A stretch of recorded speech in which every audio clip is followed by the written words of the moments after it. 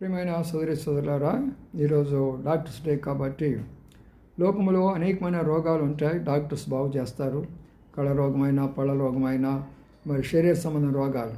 కానీ లోకంలో ఉన్నటువంటిది ఏంటంటే పాప రోగం ఒకటి ఉన్నది. అది యవనస్తులు చేస్తారు, వృద్ధులు చేస్తారు, ముసలోళ్ళు చేస్తారు, పెద్దలు చేస్తారు, చదువుకున్నా చేస్తారు, చదువు లేకపోయినా చేస్తారు, ప్రపంచం అంతా కూడా చేస్తారు. అయితే ఈ పాప రోగాన్ని తీసేయాలంటే ఏ డాక్టర్ ఉపయోగపడతారు? తిమోతి 1:15 చెప్పాడు, పాపలను రక్షించడానికి నేను వచ్చినానని అన్నాడు ప్రభువైన యేసుక్రీస్తు వారు.